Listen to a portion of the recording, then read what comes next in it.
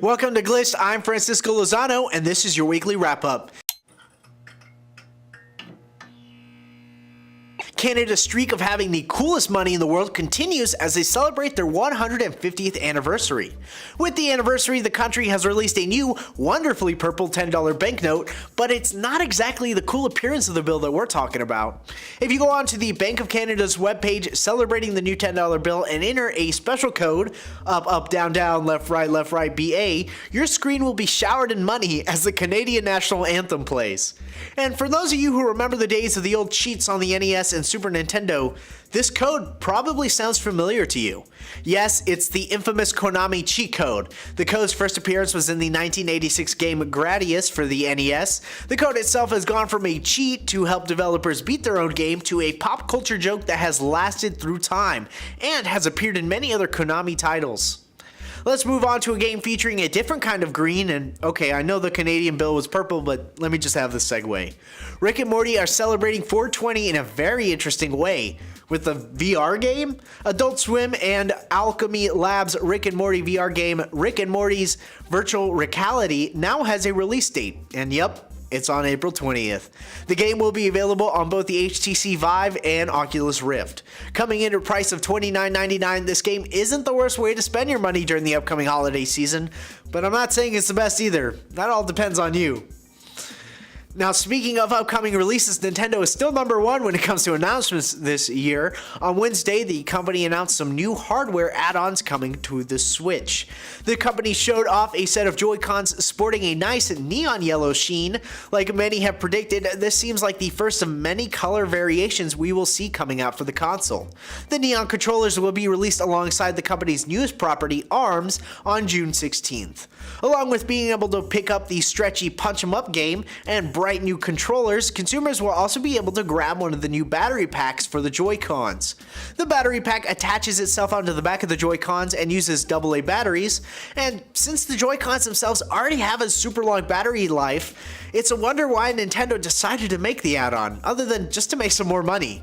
I personally have a theory that the add-on is more about adding extra size and grip to those teeny tiny controllers more than adding battery life. Oh, and you will finally be able to buy the standalone Switch docks come May 19th. Hooray for people with multiple TVs in their house or those who just want that really nice dock charging experience. Plugging straight into the wall is for peasants. A standalone dock will cost you 90 big ones.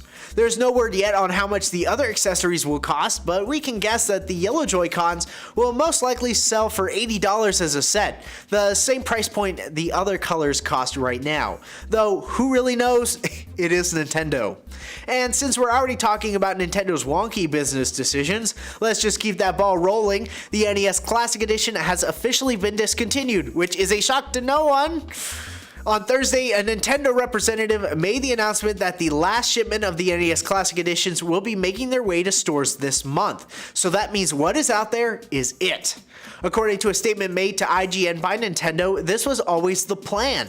Nintendo told the news outlet that, quote, the NES Classic Edition wasn't intended to be an ongoing long-term product. Really now? They also told IGN that they even added extra shipments to their plans because of the high demand. Nintendo, what is wrong with you? Stop making these limited edition copies that no one can get. I understand creating a supply and demand market, but you're really just teasing people with products that they want and then laughing in their faces when they can't get them. You are creating a black market for gaming where inexpensive products are sold for 10 times what they're worth.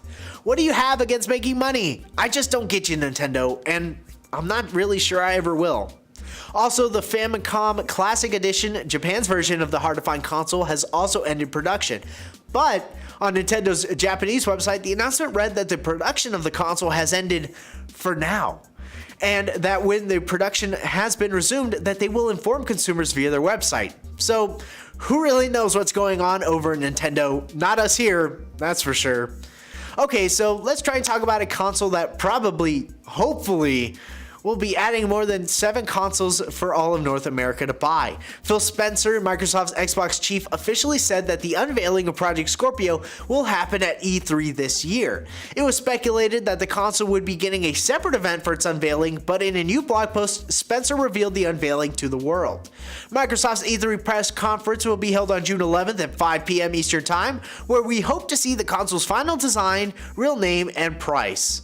PlayStation and Nintendo working together? The unheard of partnership comes courtesy of Square Enix's upcoming game Dragon Quest XI. The games were released on July 29th in Japan and will be launching for both the PS4 and 3DS. But some retailers will be offering a bit something more. A bundle that includes both editions of the game will be sold exclusively at a couple of retailers in Japan. The bundle will sell for 16,157 yen, which rounds out to a little less than $150 US. This will include not only the 2 games, but 2 ornate looking fake books that the game case fits into, plus a long box that holds both books that has the length of a sword printed on the front. Dragon Quest XI will also be releasing on the Nintendo Switch, but a date for the game's release is not yet known. At the time, there is also no release date for a Western version of the game on any platform. Another been around forever publisher has set a date for its next game reveal. On April 20th, we will hopefully get an explanation as to what this amazing teaser is all about. This teaser trailer was released alongside the date announcement by Bandai Namco. It gave us a look at the dark, beautifully stylized scene of blacks, whites, and reds. Honestly, it looks so amazing that we will link it in the description for you to go look at yourself, because words are hard and you're going to want to see it anyway. At the end of the teaser, the words "prepare to dine" are shown. This is also the hashtag being used by the publisher to promote the announcement.